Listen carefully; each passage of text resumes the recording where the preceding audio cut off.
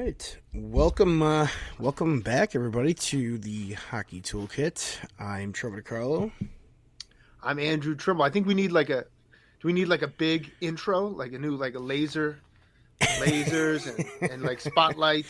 Fog Welcome, machine. welcome, welcome. Yeah, fog machine, but nobody can hear it because you can't see it either. So The audio, no, yeah, audio fog machine.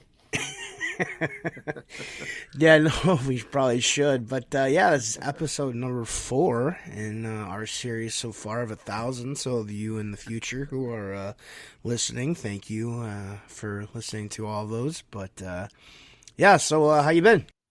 Good. We had a good couple weeks here. Our 16s, they qualified for nationals. They won the state of New Hampshire at the Tier 2 level. So we went Congrats. 20-0 in that division.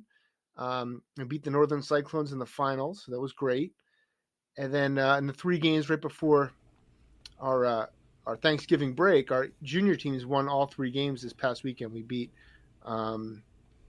Walpole Express at the EHL and the P level on Saturday. Then on Sunday, we beat our southern rival, the New Hampshire Avalanche, 6-3 with our EHLP team. So all looks good heading into the Thanksgiving break. So now the kids can partake in as much turkey as they want, stuffing, load up, carb up, ruin all their success. Because they got a machine over there just taking down teams left and right. That's awesome. That's right. Tell me about your weekend, Trevor. How was yours? Oh, it's usually the same. Just a lot. I got quite a few kids that are out ill, so we definitely played with the small roster this weekend. I only had one game Saturday, so unfortunately we got our butts kicked. But again, it was more or less afterwards. I did something I should have done probably much earlier in the season, and it was a little bit of a just a survey, and I did it just through through Survey Monkey. Basically, just saying like, what's your why? Why are you here to play hockey? Like, what is your what is your reason to play? What is your what motivates you? And then basically from there, which is probably par for what this point in the season, I basically said, what is scale of 1 to 5, how are you doing in practices? And then after that it was why. Like what would give you a better grade? And then it was 1 through 5, how are you doing in games? What would give you a better grade there? And then it was more or less, do you have anything for the coaches? Like questions, comments, concerns, issues, suggestions. So I ran that out, got all the kids done. And it came out pretty well. Nobody said anything negative about the coaches. So, which I, even if they did, it went well. It's some good feedback to get from something like that. That's a good exercise. I think that, you probably want the kids to be respectful, but and not like bury their teammates. But you also want some really good feedback too. Like, what can you? If they're all just politically correct, you can't get anything that you can really use. So you want that healthy balance of like info that's maybe a little bit biting, but like you can use and you can work with, and then also like a level of honesty that can the kids maybe self-evaluate a little bit with a level of honesty. Yeah, so I mean it wasn't anonymous for them, but I mean it was just more or less between us, like as in myself, my other coach, and the players, so they could say, like, okay, this is how I feel. And there were some, I mean, nobody bagged on any specific teammates, but it was, we need to do a better job of this before pregame as a team, this and that, those types of things. So for me, I did it more or less just to hold people accountable, because I feel like, in general, that's not happening to its fullest extent. It also holds me accountable. So it lets me know, the kids signed up to play hockey. Am I doing my job? And that's basically what I want to make sure is like, hey, is there something maybe I'm missing? Does somebody feel left out? Does somebody this or that? And again, I don't know, I'm assuming I got 100% full, healthy, honest answers.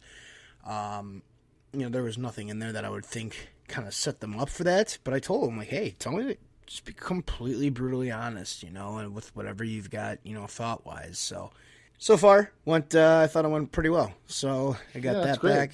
Looked that over, and then we just got done with our player evaluations. So we're I have to be brutally honest sometimes, and it's not fun, but we do it by which again I'm not a fan of. We do the club I'm with. It's now numbers 1 through 5s with like skating, forward skating, backwards, like, and then it's like just a whole bunch of stuff. And I don't know about you, but I personally am not a huge fan of giving numbers because I feel it's clearly subjective, and I would rather just tell the player, hey, these are the 3 things you're really good at. Here are 3 things that you're not as good at and we need to work on, and then here are 3 things that how we can work on those things. I've always gone with that, but I'd be interested to hear your take. About numbers and grades and stuff like that. They already see enough of them in school. Yeah, no, I agree with you. I think like what's your baseline with the numbers? Like if you're comparing them to NHL players, everybody's a 1 in every category, right. Like So but if they're compared against their peers, that makes a little more sense. That's basically what it is. Yeah, they're compared to the level that they're currently in right now. Okay. I still like I like the I like giving like a couple sentences that could describe areas that they can improve upon. I think that is a little bit more helpful, to be honest with you, because like if you just give them a number, like if they're a 4 on skating, well, what does that really mean? Are they not good at one specific skill within skating, like their transitional footwork or their edge control or their explosiveness? What does that really mean? So I think like you said, I probably would prefer like some written feedback rather than a numerical feedback. Right, and that's how I've been. I mean, like when I was doing stuff with the program, when I was running it, and then even when I coached, when we were just supposed to do evals, I never did the numbers because, again, when you're going through all those different, topics and stuff like that, it's just, I'd rather, if I'm a player, I want to know the 3 things that I really need to work on. Because I know there's a whole bunch of skills that within the game, that just, there's just so much. I don't want to have all that focus, like, oh, coach thought I was a 2 here, 4 here, 2, 3 here, 4 here, 2, 1, whatever. I just want to know like the first 3 things that if I'm plugging the ship here because it's sinking, what are the first 3 holes that I can plug to try and stay afloat? I know it's kind of a bad analogy there because it makes it sound like the player's going to sink no matter what, but that's at least how I always looked at it was, okay, help me out here. And then again, as a coach, it's what can I do? Like, what are we going to do to work on those 3 things to get better at it? So I'm providing an actionable solution. So that's just how I've always looked at to do evaluations. Because I think sometimes too that written feedback, like, so there's something to be said for utilizing your best skill, right? So like, let's say you have a player who is a dynamic skater, but he's not a great shooter or puck handler. Yeah, he can incrementally focus on like improving his shot or his puck skills and get them up to a base level that is, comparable to his peers. But if his real gift is skating and he continues to keep developing his skating, he can become, an unreal dynamic skater. And that's your best asset sometimes is like, if you have something you're really good at, why would you want to become vanilla at everything else? So we used to have Derek Becker. He was a great player at UNH and he played a little bit in the NHL and played a long time in professional hockey. And he used to live locally up here. And he used to come into training camp with our guys for like 5 or 6 years in a row when he was living up here. Now he moved down south for his business. But he said, he was a great skater. Like he wasn't super physical. He didn't have a great shot. But his gift was his ability to separate and get behind players. And he said, well, I always wanted to work more on my skating because I know that's got me to being a above average player. And if I keep doing that, I'll always be above average. And, it got him into the show for a little bit. So I think there's something to be that too. Like if you have something you're good at, make sure it's always better than everybody else. Right. No, definitely. No, I mean that makes sense, especially as you said, if that's your bread and butter, you want to make sure that it stays your bread and butter if it's working for you. And as we know, I mean, skating is, if you can play at a extremely fast level and you've got good speed, you can go pretty far compared to, I got a great got a great slap shot. All right, well, that'll take you to a certain level, but unless you're Brett Hull, I can but cook a yeah. good steak, but I'm not throwing spaghetti and meatballs on that grill. Exactly. No, exactly. But so yeah, this week we have Beau Marchwick from Elite Prospects, who we did interview. I think that was one of our lengthier interviews, but it definitely was pretty. It was very insightful, especially Definitely. from Beau's side, just how he kind of got into working for Elite Prospects, but also on their end and how they do things. I know growing up it was between, for the longest time it was like hockeydb.com, and then it was Elite Prospects and again, as I said in the interview, I mean, if one of my previous employer would sit there and actually listen to this, I'd be in crap load of trouble if I still worked for him, because I spent so much time just going down the rabbit hole of, oh, so-and-so played in this league. Okay, where did this, and then you just kind of, it's like playing that game where you just kind of Spiral. So-and-so, yeah, you're just going through it. So what were your takes on the interview with Beau? I thought that it was great, and he was really articulate with describing the process of how they gather so much information and the evolution of that platform. I remember when I started coaching in New Jersey, I coached a high school team in Springfield, New Jersey, and it was so tough to get like pre-scouting stuff. They didn't have Live Barn. You'd have to, rely on them putting clips on YouTube to look at your other opponents, or I'd have to send a coach or go myself to actually go in person. It was really tough to get, stats for kids. They had a website in New Jersey a little bit called NJ Power Ranking that was pretty cool. That really just covered New Jersey high school hockey.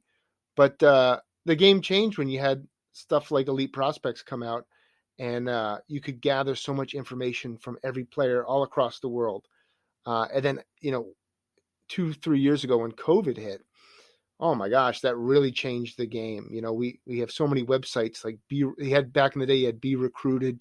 Now you have NCSA, but you can get kids information, the information that they put on NCSA, but really the tail of the tape is Elite Prospects and getting that accurate data on kids. So I think the platform is tremendous, and I think it's really, really helped people like myself recruiting players to find, well, this kid's got a good recruiting tape, but he just showed me his only 3 goals his whole year, rather than just, right. Just were the those highlight. His only 3 goals, right? Too. Plus, yeah, I mean, when I was doing some of the, scouting and recruiting for those tier 3 programs, that'd be the first thing we would shoot over to and just kind of see.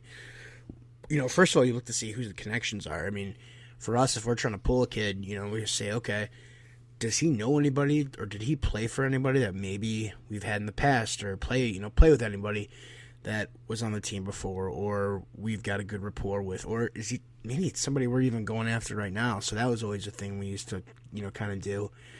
But yeah, I mean, that completely, again, like I said, HockeyDB, which is still, I mean, they're both around, but Elite's really kind of separated itself.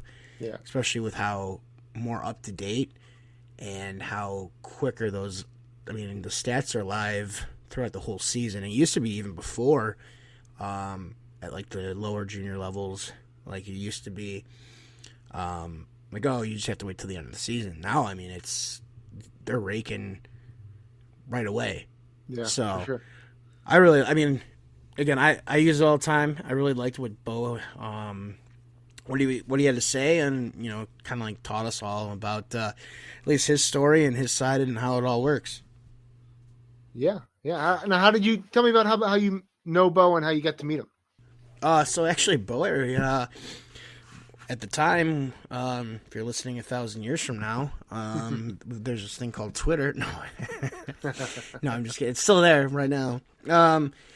But Elon has figured out a way to live those 1,000 years.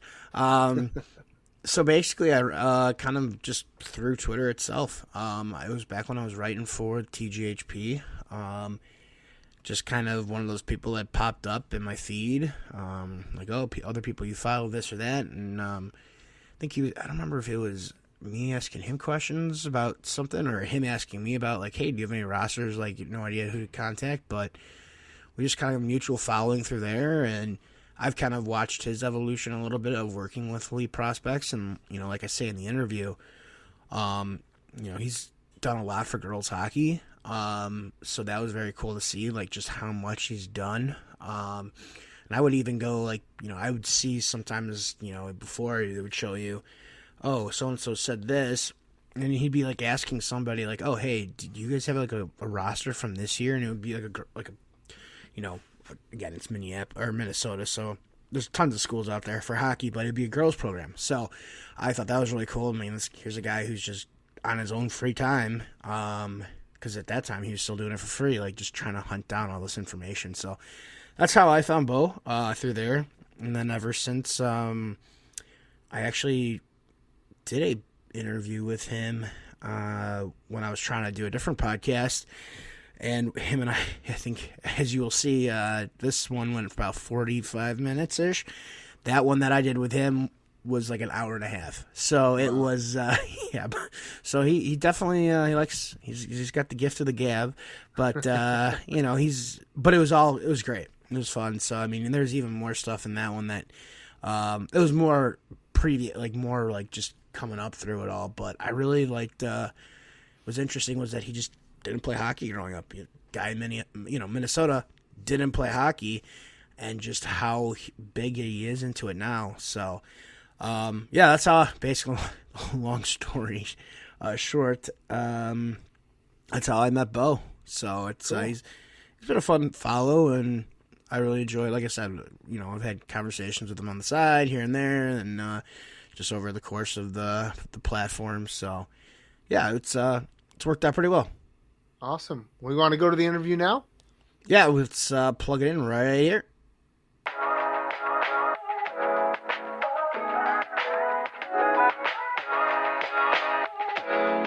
We are happy to have on today the man, the myth, the legend for Elite Prospects, Beau Marchwick.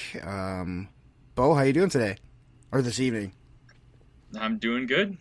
Doing really good. Just sitting down to my computer in my guest bedroom, my man cave, I guess. Gonna answer some emails after I get done talking to you guys.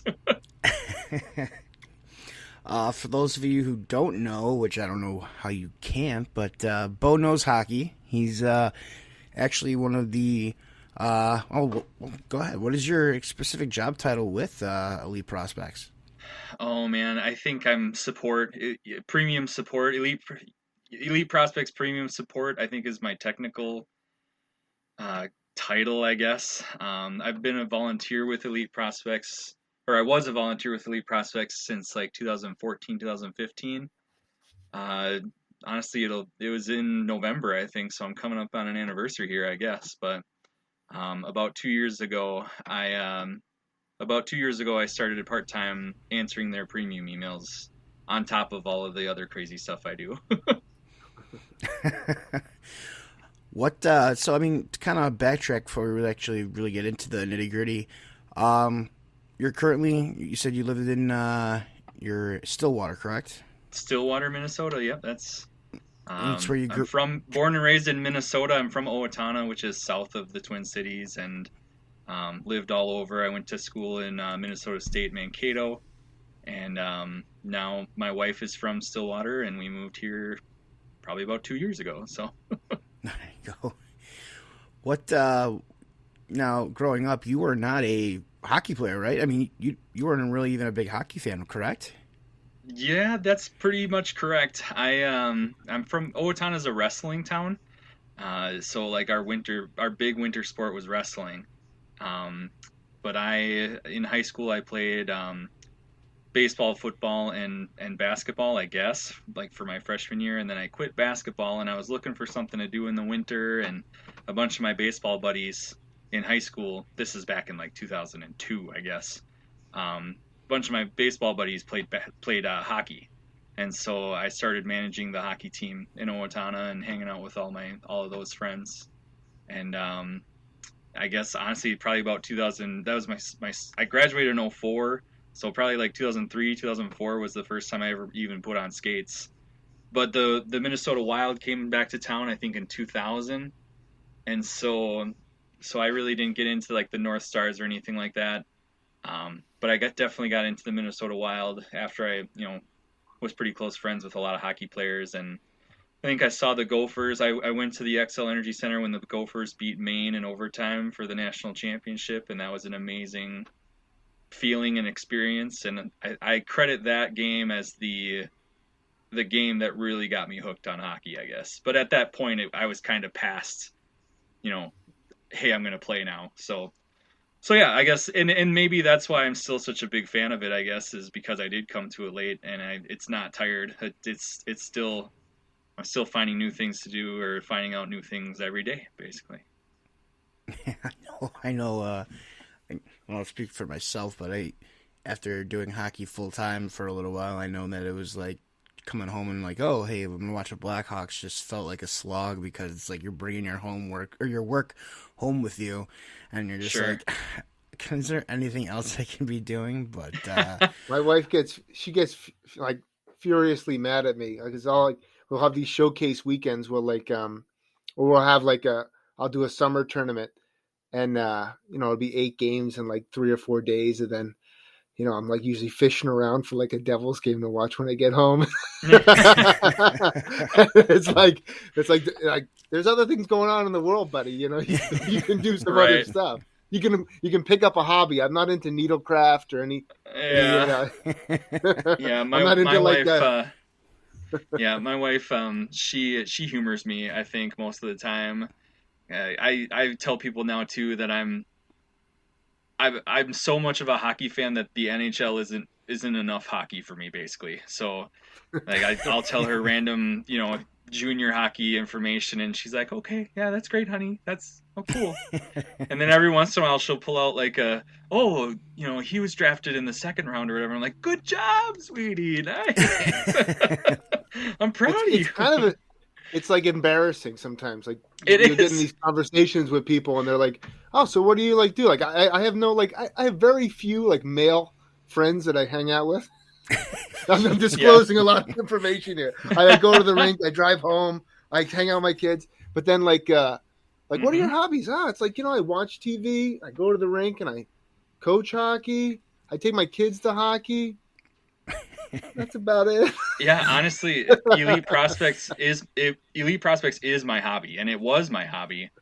Until I started getting paid for it.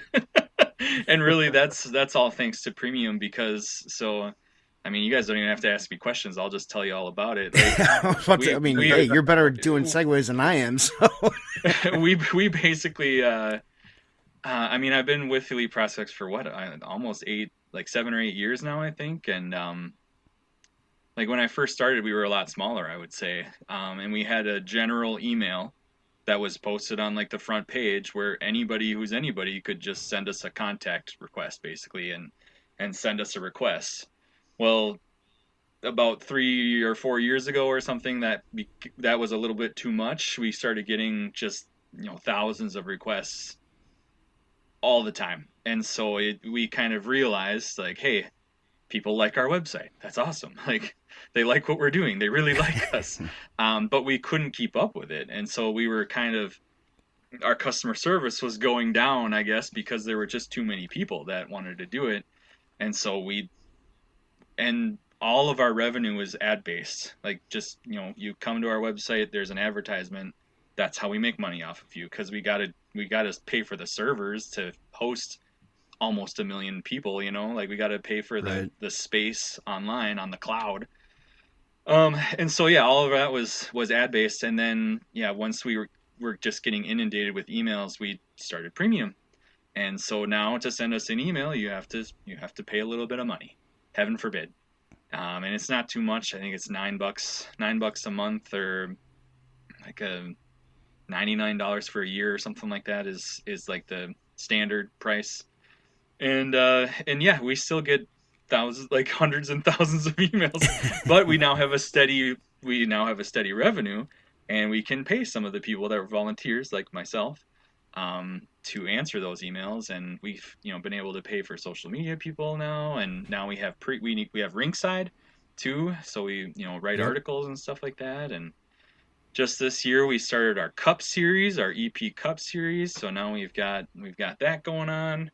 We got a lot of stuff going on. So, but yeah, most of that is thanks to premium. So I appreciate anybody who's listening that might be a premium member, because you've helped me out quite a bit. And yeah, I'm just one piece of the pie. Like there's many people that are still volunteers, that help us out with, some of the more obscure league, like European leagues and all that kind of stuff. And um, yeah, I'm just one of like 5 people that answer the emails.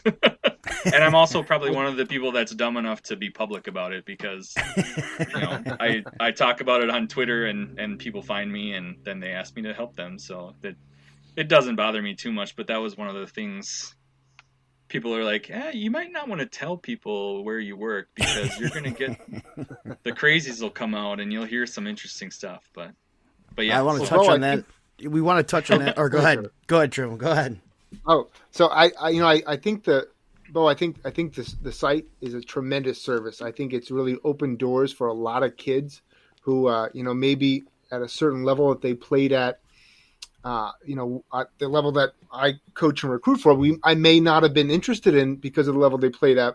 But then you see their production, wherever it may sure. be, and then you're like, oh wow, this kid is somebody to take a look at. So it's a tremendous service, and it's unbelievable whatever algorithm that can capture so much information so quickly and get that into the system. I think it's tremendous. I think it's awesome. The Yeah. one glitch though I have, Oh, the one glitch I've thank seen you. is But that, let's see what we have. Yeah. so I had a parent last year. He married into money, and he just like basically drove his kid to the rink all day, and he had a lot of complaints about things. He was an interesting guy, to say the No, least. those don't exist. They're like I've unicorns. heard a So- few of these. Yes. So there was a connection between Game Sheet and the Uh-huh. Elite Prospects information. So he Yes. said he got this interview with Game Sheet, the CEO, and he was going to sit down with him and get it all worked out.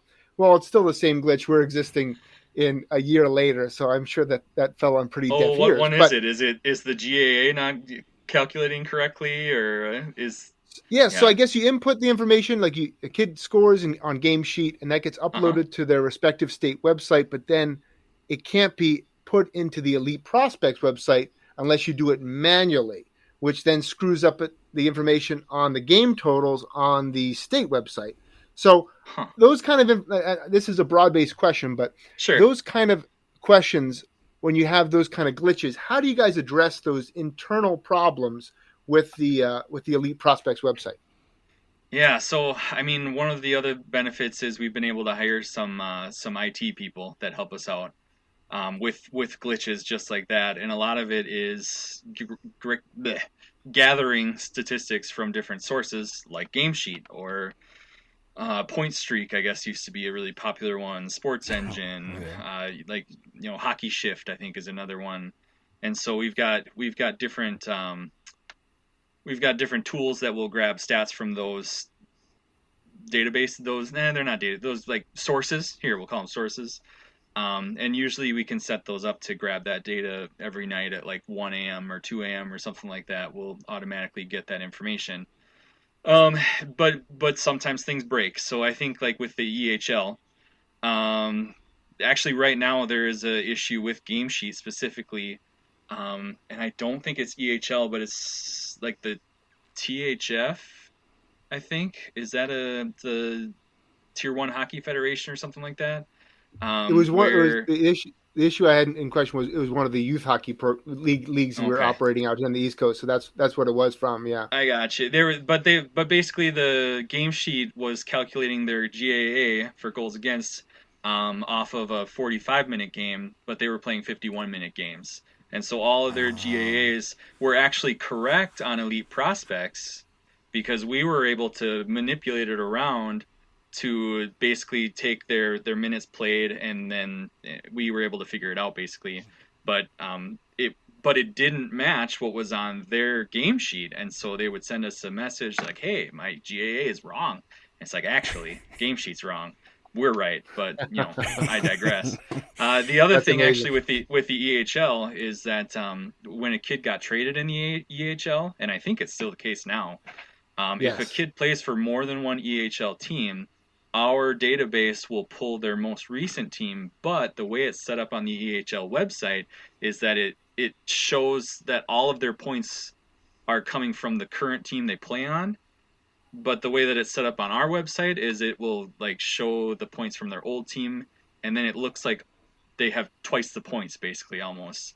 And so for I've that seen kind that. of stuff, we actually have to turn off the automatic updates well, we actually usually we turn off the auto stats for that player, and then manually update it, at the end of the year or something like that. And oftentimes people will be like, "Hey, my stats aren't updating anymore. Like they're way old." And it's like, "Well, you got traded, and you're in the EHL." And we've tried to talk to, I think, a couple people in the EHL. Hey, maybe Andrew can help. You can help me out. But yeah, it's just a That was glitch the with whole how the reason for website's this. set up.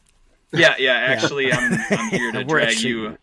You're But living yeah, in there's some big glitches like fish. that, We're having and we're having an oftentimes, oftentimes we can figure it out on our end, but sometimes we have to come up with a workaround and try to do the best that we can with what we have, I guess. And I don't It's know an if that amazing answered your service for question, sure. but To but there are to- mistakes sometimes. For oh, sure. of course. No, we expect perfection from EP. That's for sure. That's all we can. We try, we strive for perfection. Oh yeah. No. Take a step back though. So we talked about, like I said, 2 years ago. I think was when I tried to do my own podcast, and that didn't take off. I still have the audio though, so we can always You do? put Great. that in the archives. Yeah, so we can always bring that up. It's a much longer and much more detailed, great, interesting story though. I will say that it was very fun. But to kind of like take a step back, So how did you get into working for Elite Prospects as a volunteer to begin with, Oof, to where you are good question. now? Good question. So back then, I wanted to have a career in hockey. I guess that's kind of what I wanted to do. And this was before I met my wife or whatever. I kind of was reserved to the fact that I was never going to meet anybody and I was going to be single forever. And I was like, well, I love hockey, so let's see if I can work in hockey. So I studied abroad in Sweden. And while I was in Sweden, I went to a couple of games in like their second tier league. I studied abroad in Umeå, Sweden, which is way northern Sweden. And there were like 3 or 4 guys on their team that were from the U.S. And so I was like, well, that's crazy. How these guys end up here? Like, I know why I'm here. What are these guys doing here? So I had a like a burner phone that I basically got from another, like a previous exchange student. Anyway, I had a phone, so I looked them up, and I looked them up on Swedish Google, and the first thing that came up was Elite Prospects, and I was like, hey, this is pretty sweet. Like, I found out that one of them, played D1 back in the States, and one of them, had been drafted at one point, and now he ended up in the European leagues, and so I thought it was really cool. And so then I came back to the States after studying abroad, and I started doing announcing for a junior team in the USPHL. I started doing play-by-play announcing for them. They don't exist anymore. They were the River Falls Renegades. But I started doing some announcing for them, and at this point, again, I'm from Owatonna, so we didn't have a huge hockey team. I knew that hockey was important in Minnesota, high school hockey. I didn't know how important high school hockey was in Minnesota until I really started working. Until I really started working in hockey in Minnesota. So anyway, there's Tier 3 junior, not amazing most of the time, but it can get people to college, like D3, ACHA, that kind of stuff.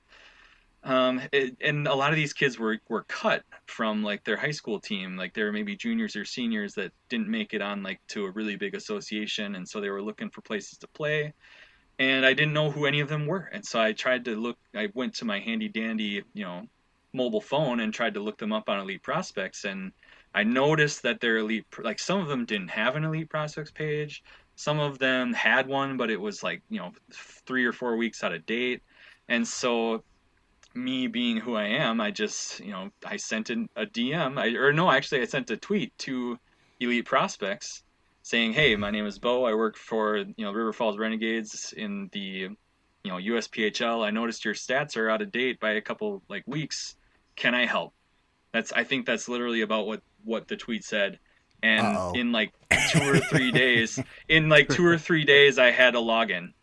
They're like, hey, yeah, USPHL is a website or is a league that we don't really have anybody covering very closely, so we are only able to update it, once a month or whatever. Like if you are interested in helping us, here you go. Like here's the keys to the kingdom.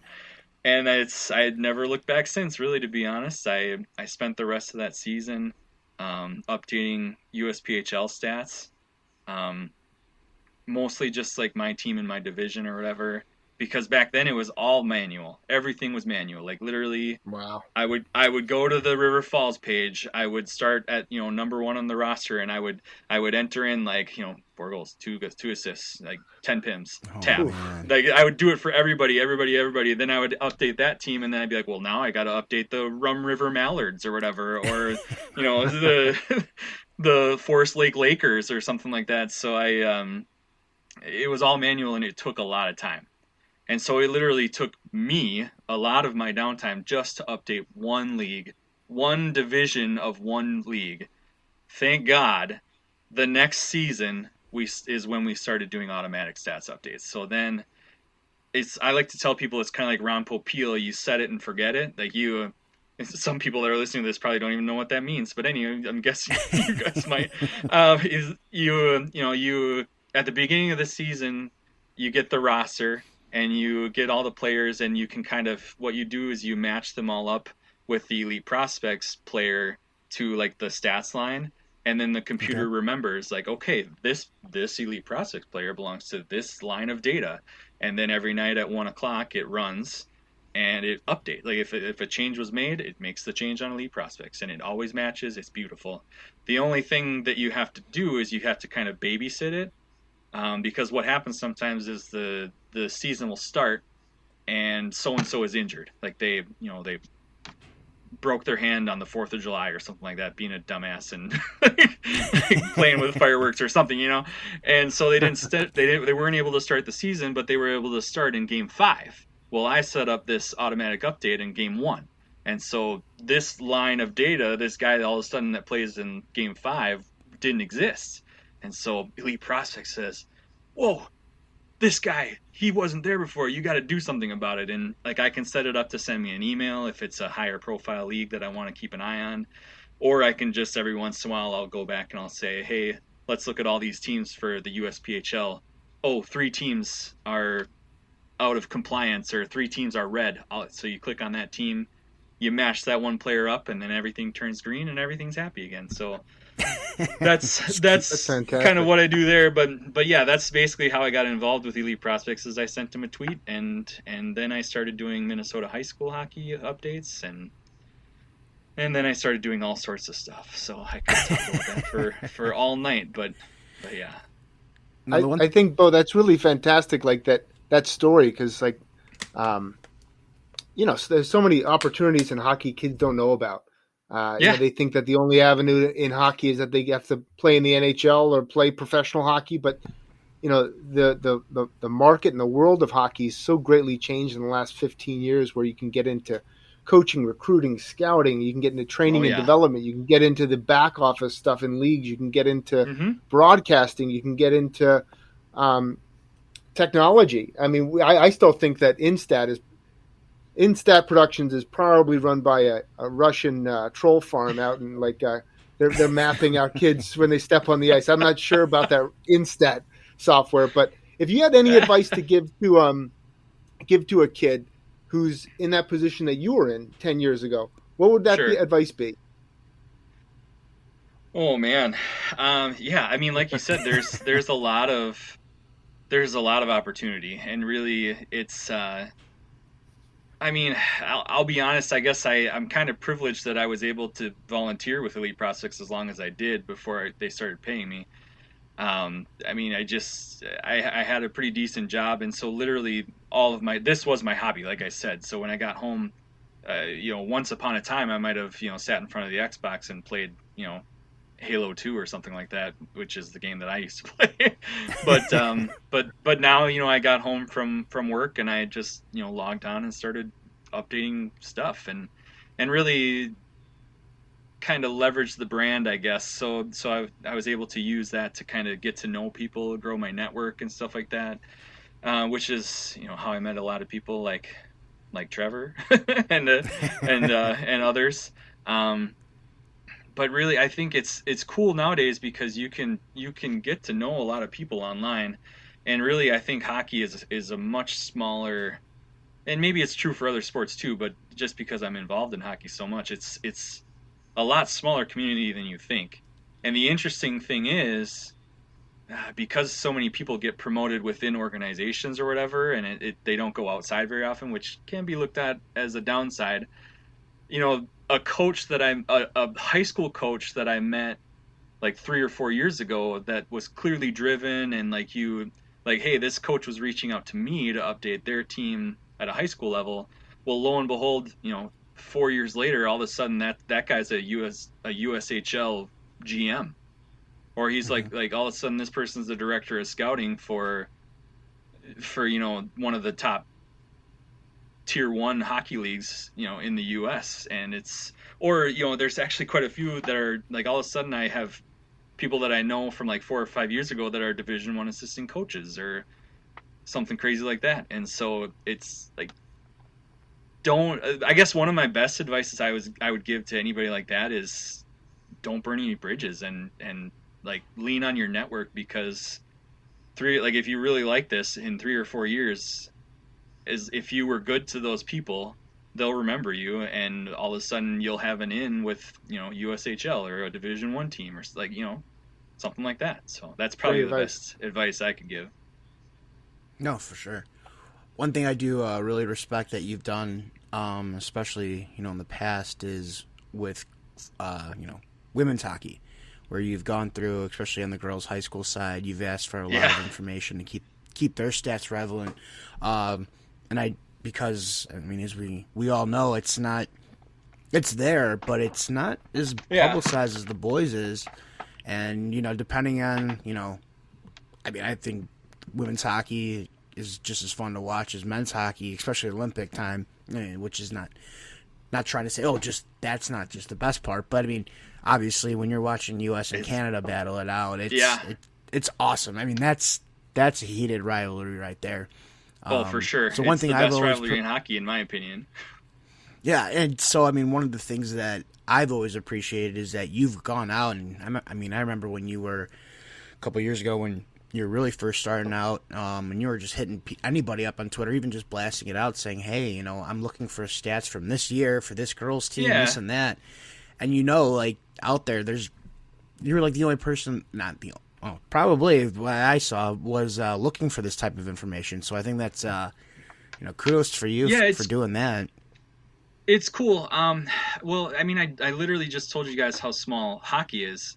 Women's hockey is smaller. Like, it's Right. still growing so much. And I think my one of my favorite things about women's hockey and girls hockey, I guess, is that I mean, like, everybody knows everybody, and I think they're so much more appreciative, I guess. I don't know. I mean, there are definitely some boys hockey players and coaches and stuff that I help that appreciate what you're doing or whatever. But on the girls' side, they like, if you just say like, hey, I'm trying to verify this information, they'll like light up like, oh, you want to know this stuff? Yeah, I definitely Yeah. do.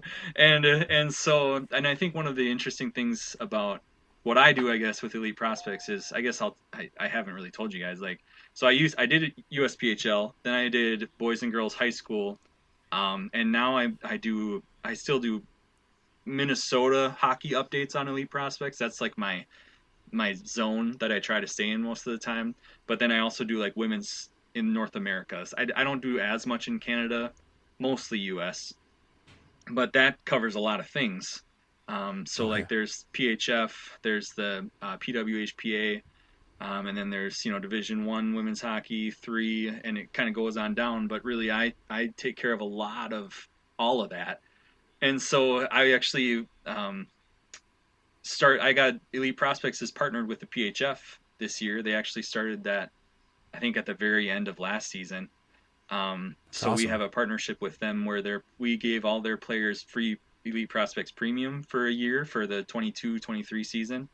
And we're just kind of trying to help them promote themselves on Elite Prospects, and then we kind of get their feedback and try and help build that end up too. So we use them kind of to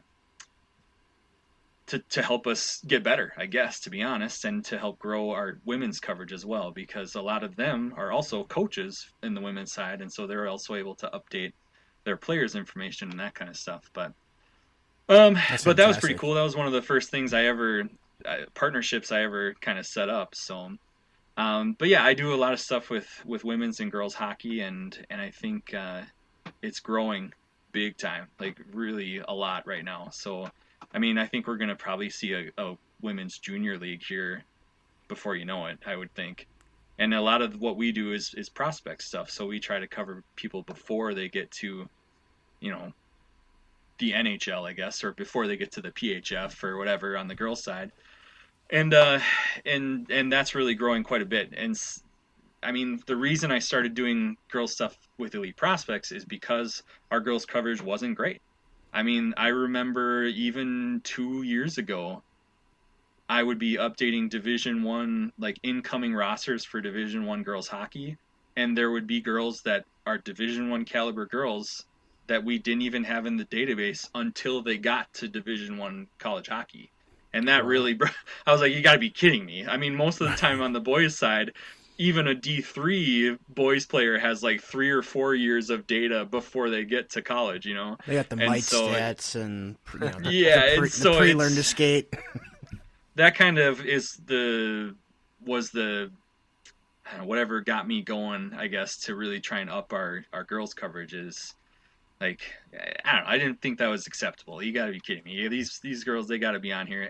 And the biggest downside to that is that a lot of times the data's not there. Like they literally might not have even been on a website until they got to, and it's just boggles my mind. But I think if I continue doing kind of what you said, you know, throwing some associations under the bus or throwing some AAA organizations under the bus, saying like, "Hey, can I get positions for this roster, or can I get like birth years or something?" Like, Right. then hopefully that will at least show them that somebody's interested, and like maybe they'll kind of slowly get better and better and stuff. So That's that's my amazing. goal. I couldn't agree with you more, Bo, in terms of like that, giving that a voice to the to women's hockey. There's so much of it out there that, but the information's so tough to gather for sure. Yeah. Um, and speaking about like how I'm glad you like described how you guys gather the information. You don't create the information. With No. that in mind, what is the craziest email you've ever gotten? Man. Sure, it's a loaded question because I'm sure you got plenty of them. Um. I So I guess there's kind of a legendary behind the scenes player that I from a European country, and any Elite Prospect staff that might happen to listen to this will know who I'm talking about. But he was actually like a fighter and a hockey player, and he was like 10 or 12 or something like that years old. He had a YouTube channel, and you could just tell that it wasn't the kid that was doing this by any means. And yeah, there were a couple years where we were getting quite a few emails to get this kid in there. And in North America, our coverage typically doesn't start until bantams, Right. 13U, 14U, 15U, depending on what state you're in.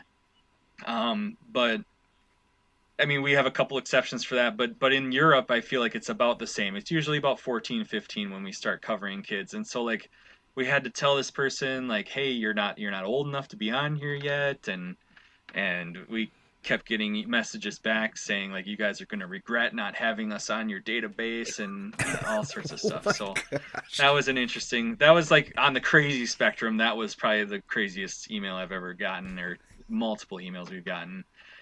I guess there, like, let's go to the better side. I guess was the I don't know if you guys remember this, but maybe 2 or 3 or 4 years ago, even there was a goalie that sent us an email that said that he was like a beer leaguer, or like he was I can't remember how it went, but it went viral. And I think Spittin' Chicklets like put it out, and because we took like a screenshot of it, we kept the kid's name out or something, but it was a really funny email. He's like he did it for the boys, and like his stats weren't very good, but I don't remember what he was even asking us for, or what if he was just thanking us or something. But it went viral. His name is Ben. His last name starts with a Z. I can't remember his name. But I remember when that started going viral, I was like, "Hey, this is cool. Like this is getting a lot of traction." And my boss was like, "We gotta see if we can publish this kid's like profile because we updated his profile with this little quote that he wanted us to put on there, but nobody knew whose profile it was. So it became this like hunt. Like people on the internet were trying to find this kid's profile." And so my boss is like, "Hey, can you reach out to like, can you send an email back to this guy or get in contact with this guy so we can see if we can just put his name out there so people can find him? Because this has turned into a really cool story." And so I sent him a message back, and we ended up getting in touch on Instagram, and yeah, it was just really fun. I should look him up. I feel like Had to find his Z, MySpace. Yeah. he played for Norwich. Ben Zargay. I don't know how to Zargaj. Zargay. Sounds That's a interesting. mouthful. But oh man, that was a fun one. Yeah, it looks like he maybe never even started a season. Most games played were 13 games in a ACHA Division II for Norwich, and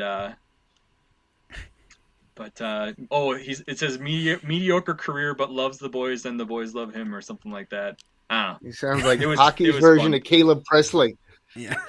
So that was a crazy thing that went viral. That was fun. And I was kind of behind the scenes trying to promote the kid too, and all that. But yeah, we get some crazy ones. And the nice thing, honestly, 98% of the time they're just kids trying to update their height and weight or something, or just trying to get their information corrected or whatever. Because unfortunately, it is. I mean, even though we have so many leagues that we have to cover, and we have quite a few volunteers, there's a lot of hockey out there, and like we could we could use help, to be honest. If somebody listening to this, really loves a league that doesn't get great coverage, send me a message, and I'll see if I can get you to help out the Elite Prospects crew, because yeah, there's a lot of stuff out there that we could use more coverage on, and we just don't have the man hours to do it. But as premium keeps growing and all that kind of stuff, hopefully we can get to those other levels and whatnot, because there's fun stories there too. No, that's awesome. I can only imagine I mean, I know we deal with parents at different levels and different levels of insanity at times, but I can only imagine what, as you've said, the heights and the weights, especially like, oh, my kid's actually 2 inches taller, like, and they think that's going to make a world of difference, where it might for some, I guess, but yeah, we got to keep an eye out for some of those kids that claim that they're 6'8" or whatever. Some of it's legit, but yeah, some of it not so much. Yeah, I remember there was a kid that found me on LinkedIn before I even had Elite Prospects on my Twitter or whatever. They found me because I put that I volunteered for Elite Prospects on my LinkedIn, and yeah, I've had a couple people reach out to me on that way. Good times. That's unreal. That's amazing. Andrew, you got anything else?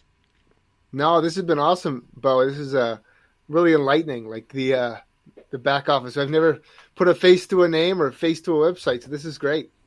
Yeah, it's I'm just one of many, like I said. So, no, we appreciate it, and like as Andrew just said, it's we're on one side of the hockey, spectrum in the world, and you're on the other, and I mean, I can personally thank you because you've kept me busy at work for plenty of hours in the past, and I know my bosses don't listen to this, but I can only tell you how many times I've gone down the rabbit hole of, oh, so-and-so played here. Let's see who was on that team. Oh, so-and-so played. Oh, my God.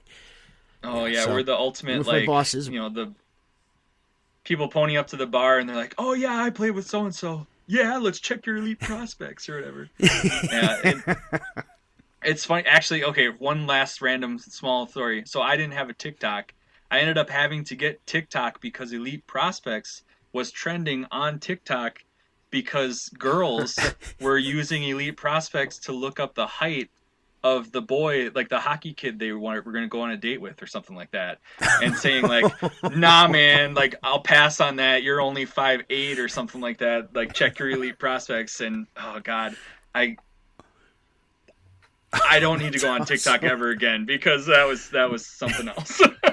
Hey, don't short. You got to make sure height and weight. You got to keep those up to date. It's a big short change when you go from 5'9" to 6 foot, buddy. You know, those 3 inches make all the difference if the kid's going to get a date or not. That TikTok trend honestly probably gained us some premium subscribers, because, you know, boys are like, oh man, I got to be taller. These girls won't date me. And the girls are hunting even more, and they're going through. There's going to be nobody on Elite Prospects at 5'10" or 5'11" anymore. They're all going to be 6 foot plus. Yeah, it's like 6 foot or pass. Like, you know, swipe. Yeah, I'm done. That's awesome. Yeah.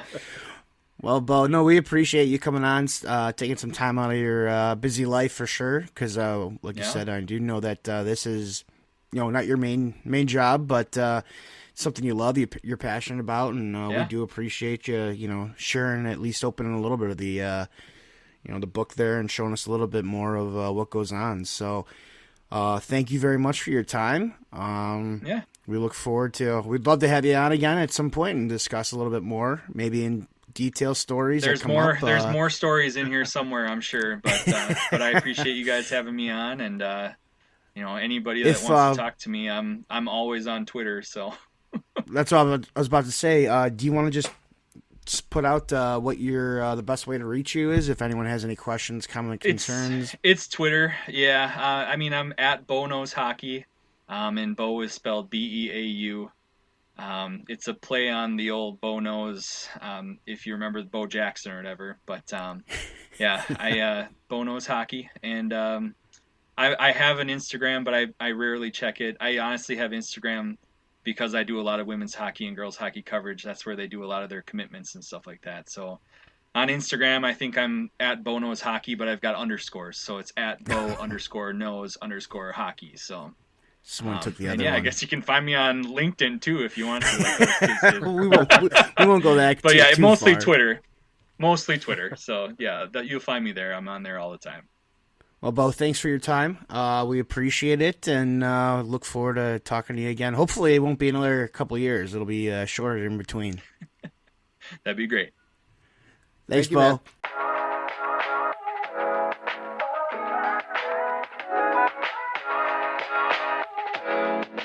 All right, well, that was our interview with Beau Marchwick, Elite Prospects. Again, you can find him on Twitter at Beau Knows Hockey.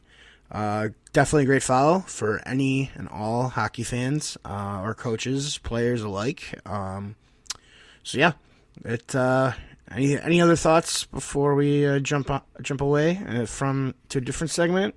Yeah, I love the stuff he brought up about girls hockey. I love his start in the business, and then one thing that really struck me is like you mentioned earlier in the podcast, that he didn't actually play hockey himself, but he has a passion for the game. And so many kids, when they're coming up through hockey, they may find eventually down the road that their career doesn't take them to where it needs to go, and they can't make hockey a career on the ice. But there's so many more opportunities in hockey that exist outside the playing surface. You can get involved with these great websites that are out now. You can get involved with writing, podcasts.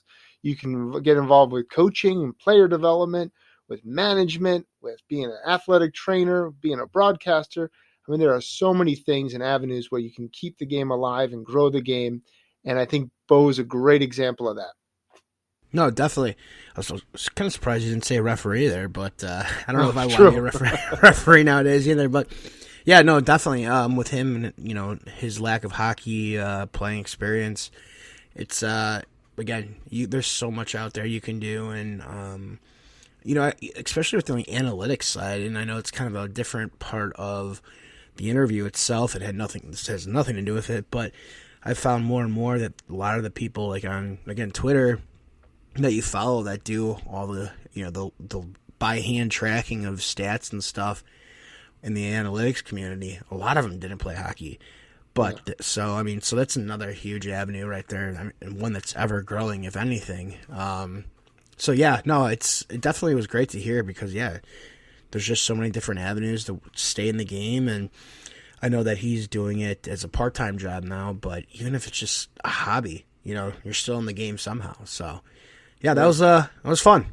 So funny little story here. So I'd say the mid '90s, my grandfather, Dick Trimble, was the head of the off-ice officials for the New Jersey Devils for about 25 years, from their first season in 1982-83, and then up until about a year before he passed. They had the lockout, and he passed the year after that.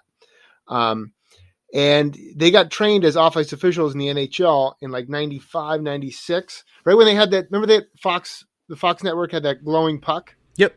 Around that time, they started to do all these advanced stats, and the NHL would keep them. And it was like time on the ice. It was like, plus minus was more advanced. They started to come out with the Alka-Seltzer plus minus award for the year. And all the information that we now consider analytics came out of these initial computer-based modules that came out in the mid 90s. And my grandfather got trained on that. I remember him telling my dad about it. My dad is more of a baseball guy. He's more of a baseball, football guy. And I remember my dad was like, what do you need that information for? A guy hits another guy, you put the puck in the net, you shoot it. Like, he had no idea that this idea, he was like, you don't need all that information. It's so stupid. But my grandfather was really excited about it because he was a hockey guy at his core. And now we fast forward 30 years later, and it's like every team in the league has that. That's their whole scouting department is based upon analytics of players, and it's amazing. Yeah, it is. It's that's pretty awesome. Especially, all things considered. You said your dad, baseball, that's all analytics right now. It's every decision, every pitch, everything is made based on analytics. So my dad goes by his gut, Bring in the lefty. Hey. Yeah, he keeps signaling for him. Why is he doing that? But that's pretty cool. I did not know that about working for the Devils. That's very cool. So I mean, well, that said, I guess we can jump into our 5 myths for this week. Which awesome. I think we had a good topic. I did. Yeah, it was one that I was thinking as I was creating my own. But this week's 5 myths is what are the 5 myths of practices, and we'll look at it from a player standpoint. So. You had number 1, so fire away, sir. All right. This is a classic.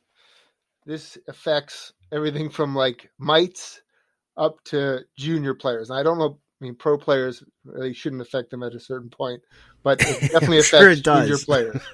Number 1, I'm in the back of the line, so coach isn't paying attention. Yeah, right. So number 1, if I'm on the ice, usually I give the first kid in line the benefit of the doubt. If you're first kid in line, I just drew it up on the dry erase or demonstrated or whatever. If you mess up a little bit, usually the second guy in line, he gets a shot at it.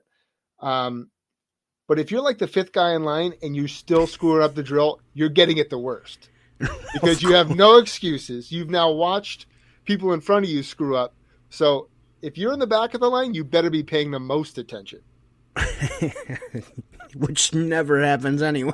Ever. No, because you'd think that's common sense, but when you get to that point, it doesn't happen that way. No, it's funny you say that because you've had, as you said, that 5th guy's been able to watch 4 others screw it up, and I'm sure the coaches said why they've screwed it up. So, but then again, there's a reason why they're in the back of the line, probably because they just don't know what's going on. Period. But yeah, no, I like that one. I got number 2 here, which is I didn't score, therefore I didn't do well, and this is in process for the drill. I think everybody thinks that there needs to be a determined outcome on every drill, when in reality, and I'm going to try not to blend my next one into this, there's not, if you're a forward in the drill and you didn't score, the goalie saved it or whatever, that's okay still. You're still working towards, all the other things that are within the drill. And again, it could be a flow drill, it could be a regroup drill. Yeah, we all want to score on everything, but there's so much more involved that in a game, as you know, again, I don't know why I keep saying as you know, because you already know. In a game, not everything's going to end with a goal. So we still have to, though, still have to work on our passing. We still have to work on the edge work. We still got to work on our positioning, timing. So if you don't score, especially, it's easy to say because the younger kids are just always get so deflated if they don't score or whatever. Yeah, but sure. If you don't score, it's okay. There's more to what's going on, than what is, let me phrase this. There's more going on than just having to score the goal in the drill. No different than if you are the goalie or a defenseman. Oh, I didn't, I got scored on. Well, so what? Okay, well, what else is going on in the drill? Why did that happen? This and that. It's not the end of the world type situation. That's why it's called practice, And I'm not going to pull out my Allen Iverson here, but, it's just practice. We're here to get better in other areas besides scoring and not scoring. It's leading up to that, so. I think it reminds me of something. So this week, we were just going over a little bit in the office. We had some injuries, some kids. One or two kids, we traded or moved away from our EHL team. So we're down to 13 forwards or so. So basically everybody's in the lineup playing. But we were kind of I was laughing with the other coaches, and one of the other coaches, Tim Kuhns, brought up office space, and he said he quoted a line when they had the sit down meetings with those guys who were evaluating their job positions, and he said, "What is it exactly that you do here?" And he's defending his job. He's saying, "I'm a people person. I take the stuff from the engineers to the and some kids need to realize that if you're not in the top 6 amongst forwards, you don't have to score to be an effective player. You can find a different role on the team. And as a coach evaluating a cross ice 3-on-3 or a drill like that, you're looking for their play away from the puck just as you are looking at their play with the puck. So you don't have to score every shift, but you need to be impactful and doing the right things each shift to get really noticed by a coach. A good coach can recognize those other things you are doing when you don't have the puck on your stick. Absolutely. Yeah. What do you do here exactly? Yeah, what would you say you do here? Was it the Bobs? I think it was it. It was the Bobs. The Bobs, yeah. Hey, Bob, how's it going, Bob? So yeah, you got number 3. I got number 3. These are starting to get a little Allen Iverson even on my end, but I'll do my best job. Okay. Number 3 is it's just practice. It's not a game. And I'm a firm believer that how you practice determines how you play in games. Absolutely. And we have to have our week is very organized in terms of how we build up, and we want to have very competitive practices. Then towards the end of the week, have more detail oriented as we get ready for our opponents. And if you are just kind of coasting out there and it's not serious to you, we're not expecting you to turn it on in the game. You're not going to get an opportunity to do that. So you need to be on at all times, be competing. You need to be a good teammate in practice. Because that determines your playing time later in the week, and that determines your opportunities going forward. And, when we talk to college coaches, that's one of the first things they ask is, what is he like in practice? What is he like in the weight room? Because they don't want kids that are, slugs out there not doing their full part. They want to commit to a kid who can be an impactful student athlete. So it's super important. Practice, for sure. No, absolutely. And going back to that, a kid can do really good in games and be, at a certain level, and not have to turn it on in practices. But eventually, those kids that do move up the ladder, they're going to catch you, who are good practice players and are working, off the ice. So it's great to be a gamer, but you need to put that together right away, real quick, or before everybody catches you. And I agree. I mean, there's been times where after a Thursday practice or Friday, whatever, in the seasons past, right, I'll just turn to my coach and be like, not a good practice, very lethargic. We'll see how the team responds, and typically, that next game, it takes us a while to get going, if we even get going. And we were able to come back and say, guys, everything that we worked on in practice, we just had to throw out the window because, we're not there. You didn't bring that intensity that we needed from practice that we didn't have to the game. Well, if you don't have it in practice, you're not going to have it in the game. So I'm a firm believer of the, if you practice like you play. And or let me rephrase that. You play like you practice.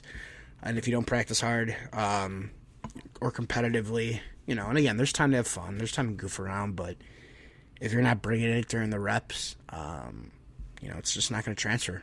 So absolutely. All right, Trevor, what do you got for 4? All right, number 4 is that's why I said I didn't want to blend it in the last one because it's kind of along the same vein, but I messed up or I failed if you make a mistake. I think as coaches, from our side, we definitely need to make sure that when players are, when they're out on the ice, we create an environment where it's okay to make mistakes. It's okay to mess up. I think there's a difference between messing up and making a mistake just because of, an accident or a fluke play, this or that, or, just lack of execution, compared to a mistake made because of lack of paying attention, lack of effort. I think there's a very strong distinction between the two, and as coaches, we can identify those. So, I encourage my players, like, hey, if we're doing a skating drill and you fall down, okay, it's fine. I've stopped and I've looked, mockingly and not mockingly, sarcastically to my other coach in front of the team, like, man, we got some world-class skaters here. Everybody's been able to stay on their feet, and nobody's, nobody's falling down. And it's like, guys, when you're doing single-leg edge work, you should most likely, at least somebody should be falling down, and you shouldn't be taking, like, the reserve, pace of, bend your knee more, get out of that comfort zone. So, for myself, I've always said, I've always encouraged and as long as you're working hard and you're paying attention, and if you mess up in the drill, it's not the end of the world, okay? Everybody has bad reps, or it just didn't work out that way. You caught an edge, whatever. Like, it's not the end of the world. So, for me, again, the myth is, well, if I make a mistake, I'm a failure. No, it's practice. How do you get better, come on, man, it's practice. It's what we're talking about is practice here. Well, I had a kid this summer. I think he's 6 years old. And I've had him learn to skate when I was doing that in Laconia. And then he was on my son's Mite team last year. Then he went to my camp this summer. I do a couple different camps, but this one was my power skating camp. It's just mornings. And I had like a squints moment from Sandlot. I was like, I can't take it anymore. And he's a kid who great kid, super polite. They'll have him on any team ever. He's an awesome kid. But he's always stayed in that comfort zone. For the last 3 years, he's been the stick in front of him and just pushing on those inside edges. And every time he gets close to that outside edge, it's like, back to that inside edge. And that's his safe place. That is his place of karma. And I lost it. I was like, I can't take this anymore. And I said, Declan, you got to go grab him and just be in the corner. Don't do any of the drills. He has to know he has an outside edge in addition to an inside edge. And, it took him a little while and he was kind of freaking out. But, eventually, you have to get out of that place of comfort. And that's how you get real growth. If you don't get out of that place of comfort, you never grow and you stay completely comfortable. And everybody surpasses you because they've been able to push themselves and figure it out. Right. And again, I've come to I've seen a lot over, especially not with the team I'm working on now. We have the same issue, but all over passing, and it's not a skill that every kid can do. You got to really work at it. And I've seen a lot of the teams, it's just basically from day one, it's like we are going to work as much as we can on passing, and kids will make mistakes. Even in the middle of the season, they're going to make mistakes. They get all down on themselves. It's like, guys, it's practice. I don't care if you accidentally throw it into your teammates, shin pads, or, you put it right on their stick. Do I want you to? No, but that's why we're doing it. Okay, why did you do it? Well, you didn't have your head up. Okay. Now I know I need to get my head up. That's where you're going to find where the real weaknesses are, and it's going, within any skill. And that's how we're going to grow. That's how we are going to fix those weaknesses. Again, using passing. Oh, maybe I didn't have my head up, or maybe I didn't have it on the right part of my stick, or maybe I didn't hit it hard enough. We're going to find out real quick, especially if it's consistent. Okay, well, hey, you keep making these quote-unquote bad passes. Well, why is it? Well, maybe because you're passing it from the toe of your blade. I don't know. I'm just hypothetically, and I hope nobody at the upper ages are doing that, but you learn real quick. So I think that's just getting out of that comfort zone and realizing, like, okay, it's okay to make mistakes here as long as I'm working hard, and it's not one of those I'm not paying attention. Because those, when you're making mistakes there, like back to I'm the fifth guy in the back of the line, that means then we got problems. Sure. And you're now wasting not only our time as coaches, but also your teammates who were paying attention this time. Yes. And nobody wants to be that guy. Nobody wants to be labeled a DW.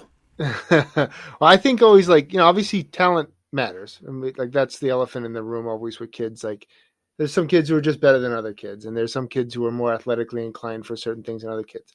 But then it's that happy place of, like, if you can combine effort and coachability, those kids can do some pretty remarkable things too. And if you have Absolutely. effort and coachability, you can become a really good player at whatever level you aspire to. But now if you infuse a little bit of talent in there, the world's your oyster, and that's what I think seen out of most of the kids who've had success either in the programs I've been involved with or our program is the kids who have effort and then they add that level of coachability. Those kids can really make mistakes, but then they can learn from it. No, absolutely. I agree. So, Coach, what do you got for number 5 here? Winning and losing doesn't matter. It's just practice. We had an interview with Jim Masso on I believe it was our second episode, and he talked about how he likes to have small area games, beginning or end of practice, and he holds his kids accountable at the end of those things.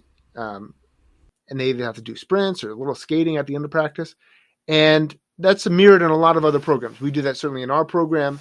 I've seen most other teams I've been involved with do something similar because it builds up that callus, right? That losing is not acceptable or losing is not the desired outcome. So you have to pay a punishment when you do lose. And if you're in practice and you're the goalie who's getting scored on all the time, you got to make a change here and you got to be competing harder in practice because that's how you develop winning cultures and winning teams is by taking winning and losing seriously in those kind of situations and then implementing that stuff into your game day. Yeah, no, I agree with it because I actually, after that podcast, we, just to kind of kick things up a little bit of a notch within practices, I started doing that was I once had an assistant coach, parent coach who used to say, we need to gamify our practices. And, for the longest time, when I was in my 20s, I'm just like, well, what do you mean by like that? And I should have, now looking back on it, I feel like a complete moron. Like, Trevor, like, it's pretty simple what he's saying, but, and I feel like somewhat of an articulate guy, but I get it now, but, more or less is that we've got, practice jerseys are different colors, so, we make teams out of them, okay? And, like, all right, we're going to do this drill. Whoever, if the defensive team doesn't let a puck in, they stop the other one. Well, the offensive team's got to do, 5 push-ups or whatever, just to kind of pick up those competitive juices. And yeah, we typically, unless we've blown through everything because we weren't paying attention, we'll do a small area game at the end. And again, I'll split up a team. It's like, all right, whoever's got to pick up pucks, or whoever's got to, whoever loses has to pick up pucks, or we got to skate, or this or that. And the kids love it because now we've got the red and black team, or not the red black, sorry, the yellow and black team, and the Batman team. They like to call each other. Well, I got to split them up sometimes because we got to put a little bit of adversity there. But I like it. I like to keep it competitive and. It does matter. It does because that edge pushes players and it pushes, as you said, teams. It gets them all on the same page, especially goalies. I mean, that's huge for goalies is if they can look at it from a game standpoint of, yeah, it's practice, but I don't want to let any pucks in no matter what. Now, again, kind of falling back to it's practice, it's going to happen. But, yeah, if you can develop that mental edge, that's a huge knife to have in the drawer. Absolutely. And I think one of the things that has been successful for us is making things really competitive early in the practice, and then making things a little bit more cerebral towards the end of practice. So, I mean, there are 1,000 small area games you can do, but usually right when those kids hit the ice, if you give them like kind of a 10-minute warm up to kind of screw around or stuff like that, I found that to be kind of unsuccessful. But if you put them in a situation where they get right on the ice and we're going to work, we're going to do a 2-on-2 small area game with one net. You got to pass to the coach or pass to your line to get possession of the puck, and they got to battle, and there's physicality early on. It's like sets the stage for like when we come out on the ice, we're going to compete. And then at the end of the practice session, we try to make things a little bit more cerebral, whether you're doing a power play or penalty kill scenario, or like a multiple pass type drill where you have to keep possession of the puck or things like that. But because generally as the practice goes on, when they get tired, the first thing that goes is their mental awareness and their sharpness. They start to forget what they're doing out there. So if you kind of put the 2 and 2 together, it can kind of create a kind of unique dynamic, and we found it to be pretty successful.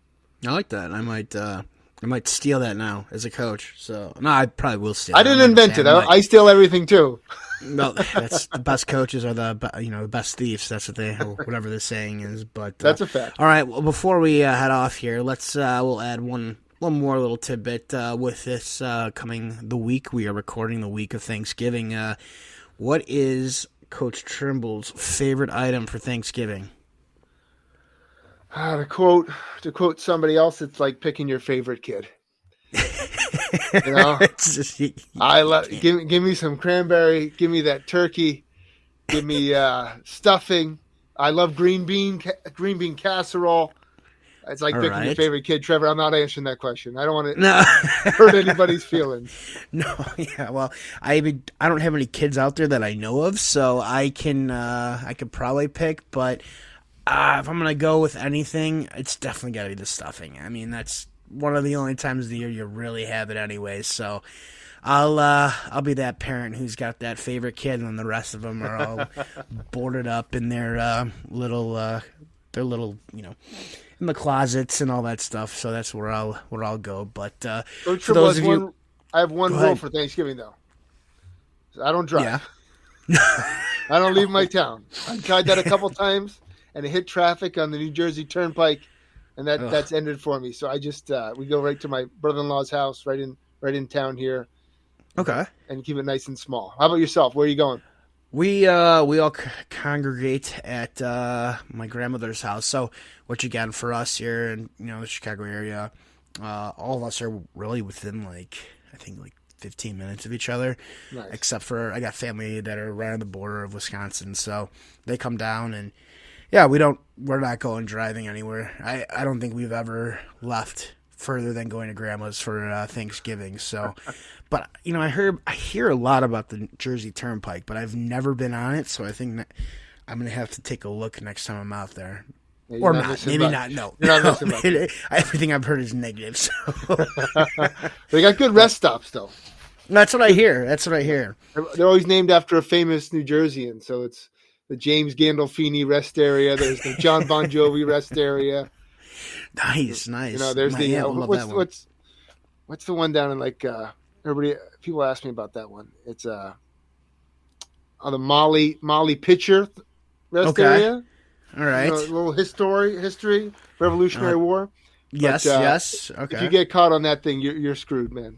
That's what I've heard. But for those listening, we hope you guys have a good either American Thanksgiving or Canadian Thanksgiving, and as well as just have a good week, anyways. So, I'm Trevor DiCarlo. I'm Andrew Trimble. Have a good Thanksgiving, and we will see you when we get back. Thanks.